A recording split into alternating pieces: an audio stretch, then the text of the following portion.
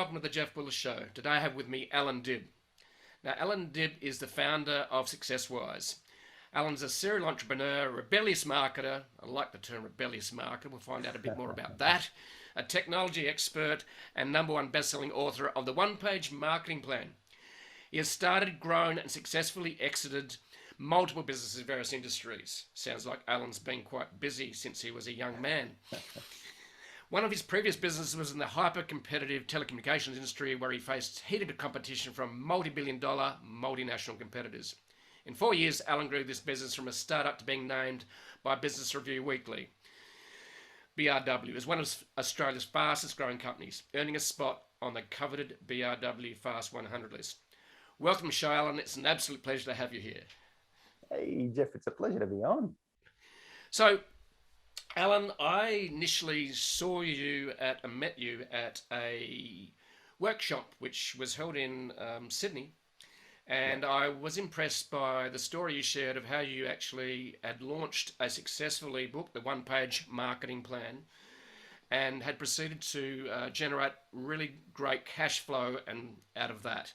And I was impressed by that. But SuccessWise is sort of like, I suppose, a natural outgrowth with multiple revenue streams, including coaching and so on from there. So that's how I met Allan, and that's how I met you. And that was really, I was impressed. And so that's why I wanted to get you on the show and hear more about it. So let's go back to, I'm always intrigued by people's stories. In other words, what inspired them?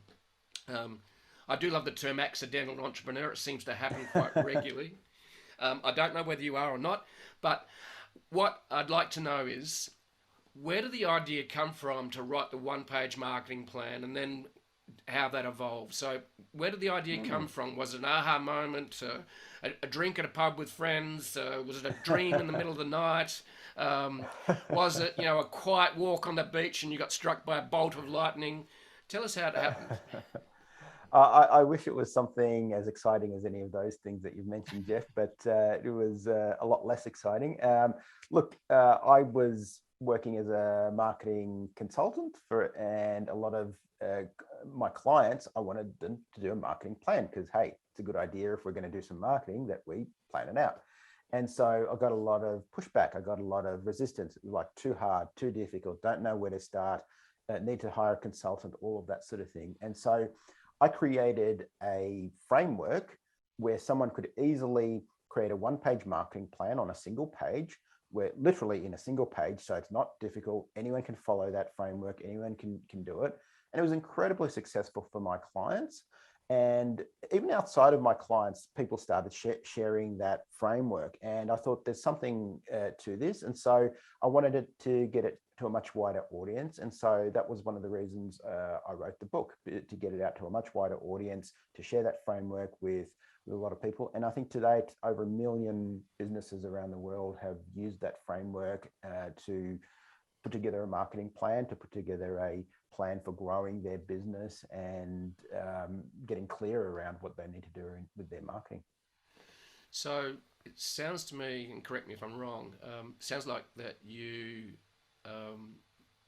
met resistance, and from that and saw a problem that needed to be solved to overcome that resistance and get people to write a marketing plan. Exactly.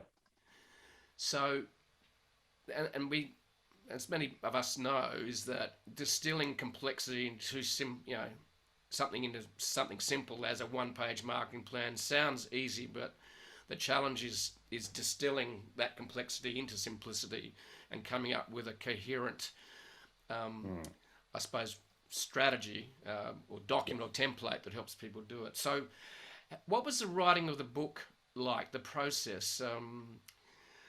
Tell a little bit about that, because I think a lot of people would like to know how to write a successful book. And obviously you have. If you've sold 1 million copies, Allan, that's incredibly impressive.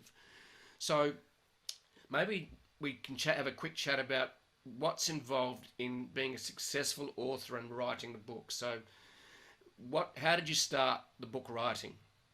So the way the book started was I had written a series of blog posts over the years on my website, and for SEO purposes and for traffic. And that actually worked quite well at the time. SEO was a lot easier than it is now. Now it's become much more technical, much more competitive and all of that. But anyway, that aside, I had written, I think, probably about 100 articles, which is not that much when it comes to SEO. Now people churn out thousands and thousands of articles. And basically, I took some of my best performing blog articles and I used them as seeds for my book. So I looked at what some of the most high performing articles were. So they were around direct response marketing, what is marketing, what is a brand, all the basic stuff that a business owner would want to know when they were thinking about marketing. And so I basically took my best performing articles, literally copied and pasted them into a Google Doc. And obviously, I had an outline for the book. And the outline for the book was very, very simple because the one-page marketing plan framework is 9 boxes. So now I had 9 chapters for the book. And then I also put in an introduction and a conclusion. And then I started using the blog posts as seed material. So I would say that the blog posts altogether probably made up maybe in aggregate, maybe 50% of the book. And then I filled in the rest over a period of about 30, 40 days. I wrote like a madman. I spent about 30, 40 days writing, 16-hour days, writing, editing, putting that together. And then I got the version 1 of the book out there, which was really bad, had lots of grammatical mistakes, had typesetting errors, had all sorts of stuff, but I just had to get something out there. Otherwise I would have procrastinated on it for another 2 years. So really if I was to give you a summary, it's come up with the framework. So what's the thing that you're going to be famous for? In my case, it's the one-page marketing plan. For Michael Gerber, it's the E-Myth. For Gino Wickman, it's traction. So start with the framework. What's the big idea? What's the framework? Then put together an outline. The outline of the book is going to, what are the chapters going to be? And then really, there's no substitute for this, but write a good book, right? A lot of people are like, yes, you can get someone to buy a book for the first time or whatever, if it's clickbaity or if it's whatever you use kind of some special marketing technique or whatever, but you're never going to sell 500,000 or 1 million copies or whatever if you've written a crappy book. So it's got to be good material, right? It's got to be something that people share, that people buy in paperback format. Then they say, hey, I want to listen to it. So they buy the audio book, and hey, I want to send my friend a copy. And so they buy another copy for their friend, and so on and so forth. So that's how you sell 500,000 or 1 million books, by writing a good book. And I wish I had a shortcut to that, but that's just what is. Yeah. So number one. So thanks for sharing that framework for writing a book, and writing and create great content adds value to people's and businesses. Yes. But the devil's in the detail in terms of marketing. Yeah. Okay. So tell us a bit about, I suppose, the successful pillars, if you like, for marketing your book. How did you go about marketing your book and getting it out there? Yeah, so we did a few things. So we started doing what we call finding cousin books, meaning books that had a similar message or a complementary message that had a similar audience. So for us, it was some of the ones that I've just mentioned. So like Gino Wickman, Traction, Mike Michalowicz, Profit First, Michael Gerber, E-Myth. So they all have a similar audience, that small business owner, someone who's looking to kind of expand their business, maybe one day exit their business, all of those sorts of things. And I understood this person very, very well because that was me, several years earlier. So if you don't understand the person that you're writing for, then you definitely need to do some research and kind of get in their shoes. In my case, that was easy. That was me. 10 years earlier, I had no idea what to do with marketing. I was a dead broke IT geek, struggling to get clients in the door. So I very much understood the pain points in the journey that my audience had. And so we started to recognize some of these other books, which we call cousin books and cousin authors. And then I had my team basically reach out to anyone who had reviewed one of those books in the past. So someone who'd reviewed maybe Gino Wickman Traction or whatever, either on their YouTube channel or in their blog or whatever. We said, hey, we've we've got a new book on marketing, has a similar audience as, Michael Gerber's E-Myth or whatever. Would you mind if we sent you a free copy? And, in exchange, we'd just love it if you did us a review. And so that was one of the tactics that we used, where we found people who had written reviews of similar, or maybe not similar, but what we called cousin books and cousin authors. And we asked them to write reviews. I also did what a lot of authors do, is we created a process around getting on as a guest on podcasts. Now, more than ever, we kind of get those requests inbound, but certainly at the time, nobody had any idea who I was or whatever. So we had to have an outreach process where we reached out to certain podcasts, again, gave them a bit of a summary about what the value was and why they would want to interview me. And we used that to get on podcasts. We also used paid advertising, where we would target other, again, cousin books, cousin authors. With Amazon, you can run ads, and you can say, look, anyone who pulls up Mike McCallow's Profit First or whatever, show them our ad. And so we did that as well. We've done all sorts of things. We've run free, get the book free, just pay shipping kind of offers. So we did a whole host of things. And to be honest, the specific tactics are not that important. What was important was the mindset behind them. And here's what I mean. I see so many times an author will spend years writing and researching a book. Then they focus all their efforts on launch week, and that's it, they fizzle out. So you spend 5 years creating this product, this framework, and then you spend maybe a month promoting it, and then you move on to the next book or the next project or whatever. And I think that's such an incredible waste.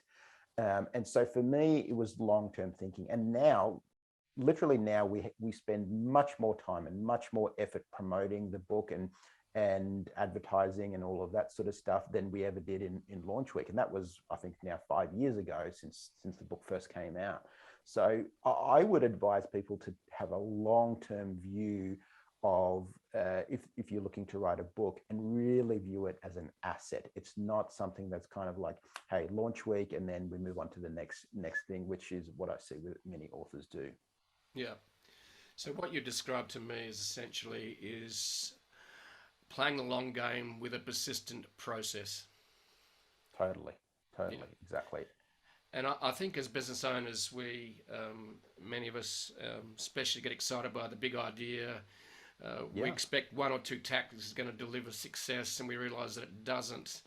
And many people give up, because the reality is we're playing a long-term game. Yes. So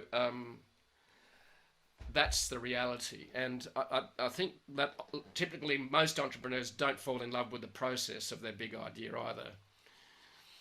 They actually fall in love with the idea and what they're doing, but they actually don't double down on process and systems.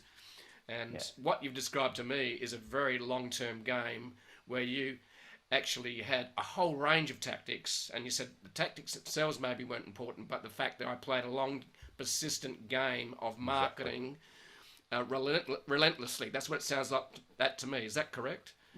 That's correct. The other thing I really want to emphasize is assets. And I talk to, with my coaching clients, we talk a lot about building marketing assets. So here's the thing, like, people in financial services, they understand this really well. Like, if I own a house, I can rent that out for rental income. If I own stocks, I get dividend income. And so that's because I own an asset and I derive income from that asset. And the exact same thing is true of marketing. If you have a marketing asset, you can derive new leads, new prospects, new clients from that. Now, in the absence of having a marketing asset or multiple marketing assets, you're going to have to replace that with time, effort, pushing, cold calling, all of those sorts of things. So I'll give you an example in our business. If I had to wake up every morning and do 20 cold calls, I would hate my life, right? That's not what I want to be doing. Instead, I get to open my email inbox and I see, hey, we sold a whole bunch of courses overnight. Hey, somebody's joined my certification program.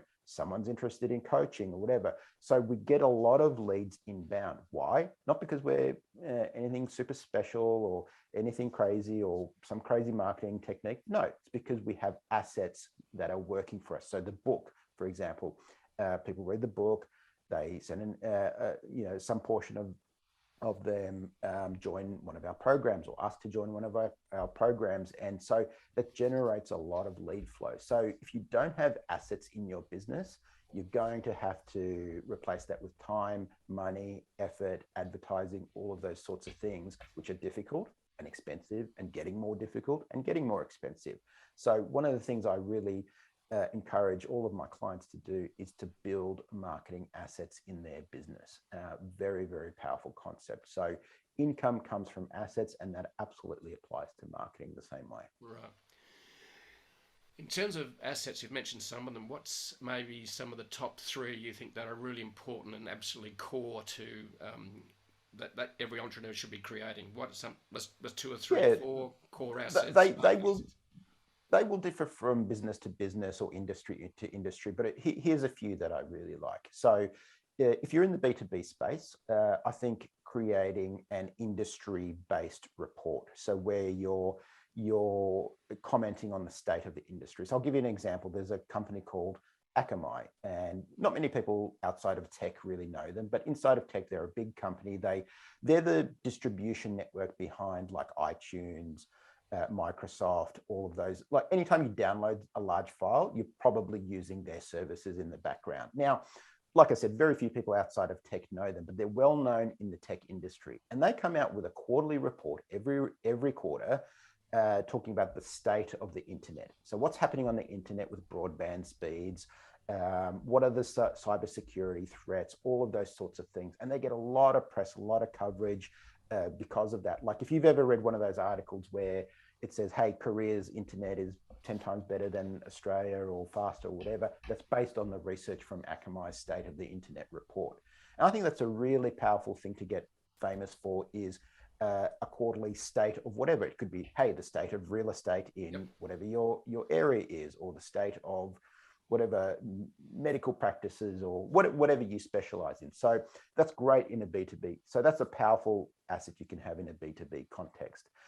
Another really good asset I think that you can build is something data related, where you're releasing data on a regular basis, or maybe even commenting on data. So for example, if I was looking for a real estate agent to sell my property, one of the first things I'd want to know is, well, what's my house worth? Now, of course, I can invite some real estate agents to do an appraisal, but that's a higher level of commitment. Wouldn't it be cool if I could download a report, maybe released monthly by the local real estate agent, that would give me data about, house sale prices in my street and my area and around there? So that's another example of an asset. There's another example where that's maybe a how-to guide. So for example, there's a software company that does help desk software. And so someone who's interested in help desk software is probably interested in better customer service. So they've written a report on how to deliver a better customer experience online, right? So somebody downloading that report would be a high probability prospect for help desk software, right? So if I want a better customer experience online, I probably need some help desk software or some tools to do that. So depending on what business you're in, there are different types of marketing assets that you can and should build. And the other thing I would say is think about modality. So are you really good on camera? Meaning, hey, you can create video assets. Or are you good at talking, in which case, hey, a podcast could be a really good asset. Or are you good at writing? In which case, do a book or do a report. So what modality do you prefer to do long term, and what modality are you really good at? So that's another factor that I would consider.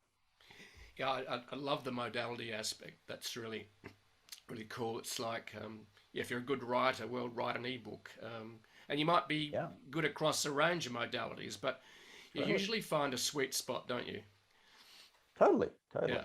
And start with the one that you're strongest in. So, for example, for me, writing is my strong suit. I don't think I'm super great on video or audio, but I still do it. But because I'm expanding my sphere, and I know some of my audience prefers to listen and some of my audience prefers to watch, but my strength would be in writing. And so that's kind of my native modality, but I'm expanding my sphere as I go. Yeah. So one of the modalities that sort of emerged over the last little while, especially with some of the newer platforms such as TikTok, is short video. Yes. So where do you see short video in the marketing toolbox today? I think it's super powerful. So I see TikTok as a discovery platform. So whereas people compare it to Instagram, but I think Instagram's more for the nurturing phase. Usually people on following you on Instagram, they're not discovering you there. They usually already know you and they're just following you because they like you or like your stuff or whatever. Whereas I think TikTok is probably in the next 12 months, I think, and maybe that window will close after that, is a great discovery platform because they're constantly showing you stuff that they think will be relevant to you, but that you don't necessarily follow. In fact, the following component on TikTok feels very secondary to the discovery and the algorithm throwing up stuff that you think it'll like. And I got to say, I mean, I've found it very addictive. So, I mean, going back to Instagram after TikTok, Instagram feels boring. Like there's nothing going on. Like whereas TikTok is constant, that dopamine and new videos, new things going on. I mean, I can't tell you how many times I've been sitting there and hours pass and I'm like, what the heck am I doing? But they've really, I think they've really cracked the addiction algorithm.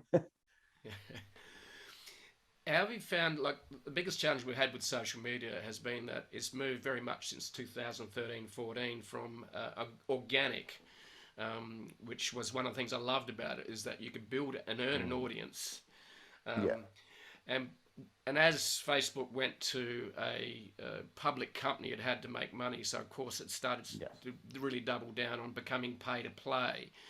Yeah. Um, I think some of the things, and I'd be interested in your thoughts too, is how do you see TikTok, for example, as at the moment much more organic? Do you think that is I true? do. I think that is true. And I think, like I said, I think there's a window of maybe 12 to 18 months where people can get big on TikTok.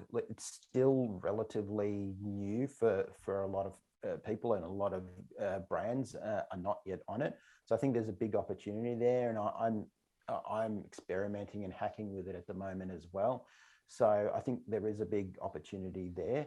I think it's a new type of platform as well. I think that's just so much more addictive than anything I've seen before.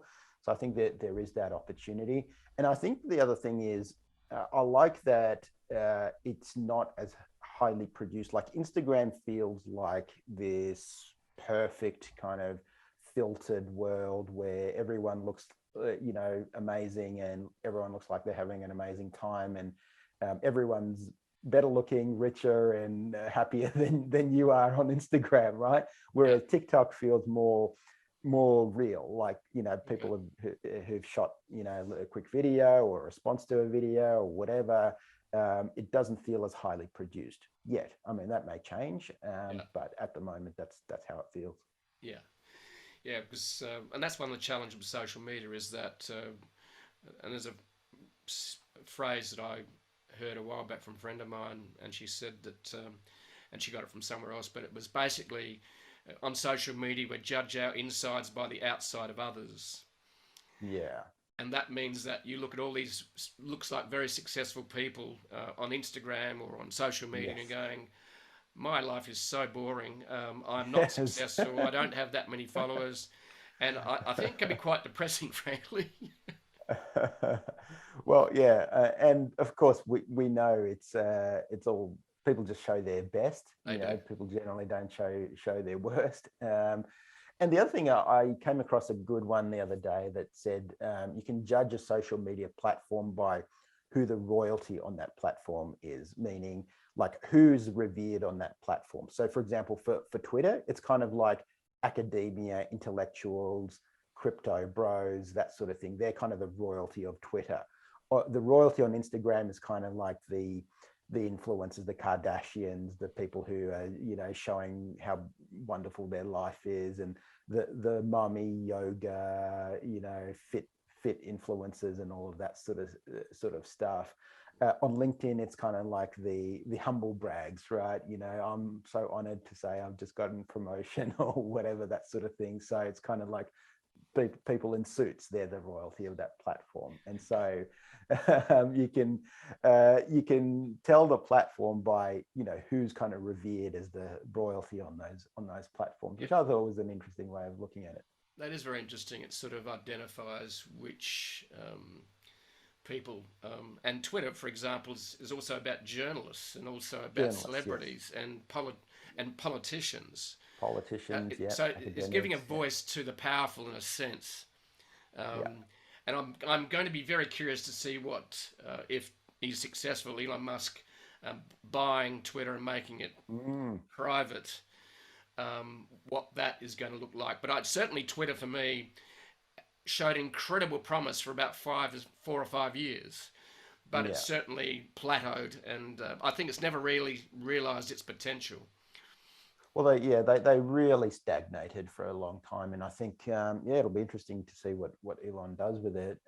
I'm excited about free speech and him, really buying that platform because of that. I think blocking people based on their opinions or whatever, I don't agree with that. Yeah. No, it's going to be fascinating. So I think watch this space with Twitter. We're about to discover.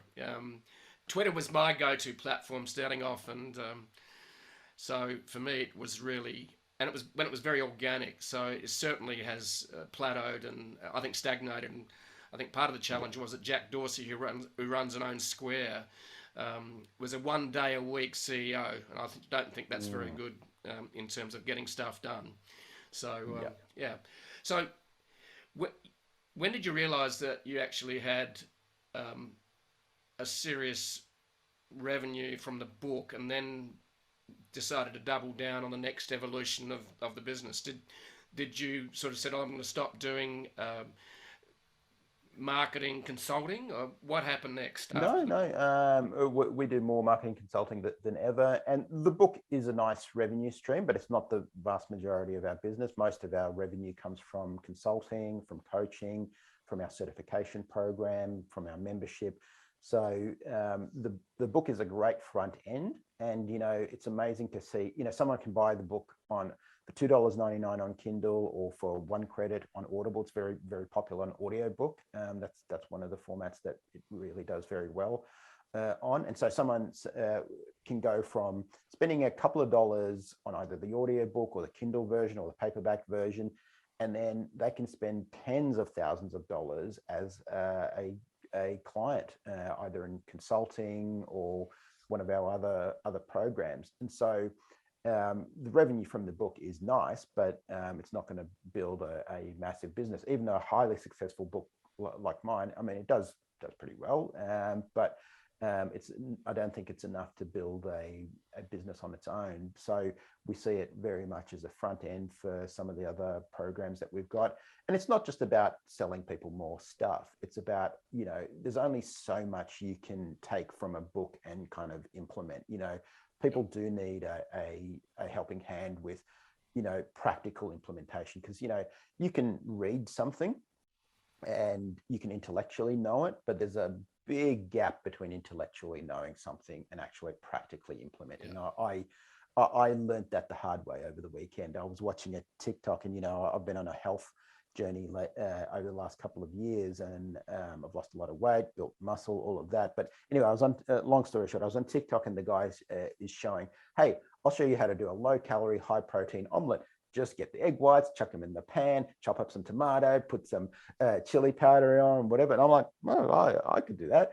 And I can tell you the mess I made of the kitchen. It was an absolute disaster. I spent an hour cleaning up afterwards. The omelet was okay, by the way, but that really highlighted to me the difference between intellectually knowing something and practically knowing it, right? So intellectually I knew, oh, cool, you throw in some egg whites, chop up some tomato, flip it, whatever.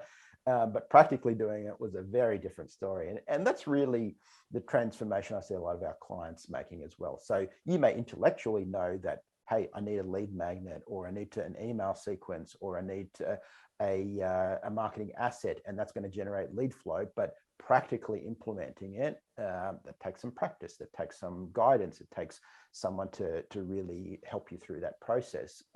And so that's a lot of what we do, is really help people take people who are business owners from point A to point B, and really help them with clarifying their marketing, getting their marketing assets built, and getting all of those things done that they know they should be doing. Yeah. I love the fact that you're using the book as almost a DIY project. In other words, do it yourself. Yeah. But and there's some people who are happy to do that. In fact, they'll dive in, they'll Exactly. learn themselves. Then you got the other ones which you just mentioned. They want their hand held. They want to be taken on a journey. They need Yeah. someone by their side. Yes. And how so? And I think that's really important, is that offering something that allows them to do that as a almost a low cost entry point, where you build that credibility and trust. And then the other one is holding their hand and taking them on the journey with you, such as coaching and training. Exactly. So you now provide coaching and training, don't you? So tell us a little bit Yeah. about that. Yeah, so we've got a one-on-one coaching program, which has been extremely popular. We work with business owners and marketing assistants in the business. If the business owner doesn't have a marketing assistant to help them deploy marketing campaigns and things like that, we'll either help them hire that person, or we'll train up someone in their business to do that. Because at the end of the day, most business owners are not the right person to run the marketing component, because, like most business owners, I include myself in this, we get bored really easily. We'll do it once, twice, three times and move on. And so really how you win the game of marketing is through consistency, by doing the daily, weekly, monthly stuff consistently. And most business owners are the wrong people. First of all, personality wise. Secondly, time and resource wise. They're busy, they're putting out fires all day, dealing with suppliers, employees, all of that sort of thing. And marketing just gets pushed down and down and down on their list. So you need that person in the business who kind of wakes up and thinks about marketing. So that's our one-on-one coaching and consulting program. Then we've got a group program. So where there's a weekly group call. People can get on, talk to a coach, ask questions, all of those sorts of things. And we've got a big back catalogue of training that you can access through the group program. And then we have a monthly training that we do with that.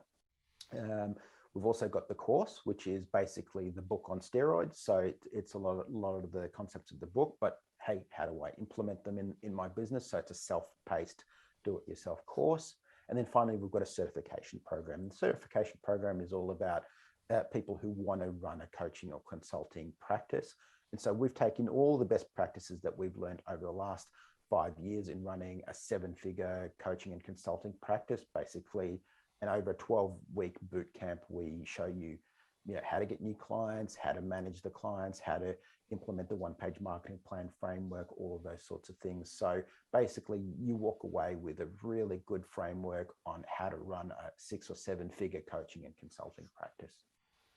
That's great. So, just to wrap it up here, Alan, what are some of the biggest learnings you've had as an entrepreneur over the last, decade or so? What's 2 or 3 tips you'd like to share with people that are either about to start a business or want to grow a business, and the challenges as an entrepreneur? As the top 2 or 3 tips you'd like to share with us? Yeah, the first thing that I'll say is, the best product or the best service doesn't always win in the marketplace. Unfortunately, it would be so awesome if life was a meritocracy, but it's really not. I heard a good quote the other day, and it's so true. You don't get what you deserve; you get what you negotiate, right? And so, from a business perspective, a lot of people feel like, hey, if I've got the best product or the best service in my industry, I'm going to naturally rise to the top. And that's not true. What we find is that the best marketer wins every time. I wish that the most deserving people in our society got paid the most, but it's not the case. I wish firefighters and nurses got paid the most, but they don't, right? Because that's just the way it is. And so uh, if you've got a good product or a good service, you need good marketing or it's going to fail. Build it and they will come is a great movie plot. It's not a good business strategy. So I see that mistake made a lot. And I certainly made that mistake in the early days as well. I thought, hey, we've got a great IT service here. Our current customers like us a lot. And I thought, the customers would just flood in. And of course they didn't. So you need to become a really good marketer. So that's one of the top things that I would really urge people to do is become a good marketer, because no one knows how good your product or service is before they buy. Before they buy, they only know how good your marketing is. I think that's a great suggestion. I think the other thing that I loved you've shared over our chat here is that you've got to play the long game of marketing. To create a library of assets that you can keep wheeling out all the time, and Definitely. persist. Absolutely. And I think that is, the great insights. And people forget that marketing is not just a sexy video, or it's basically a tactical process. It is. And if you've got enough good tactical processes, then the marketing will be this rich, deep, asset-driven approach, which a lot of people just don't even think about. And I just loved your context and on that. It was really, really good. Yeah, it's a process, not an event. Exactly. And I think that's a great way to finish a chat. It's a process, not an event. Guys, remember that. Thank you, Allan, for sharing your wisdom. It's been absolutely fabulous. Thank you. Just my pleasure.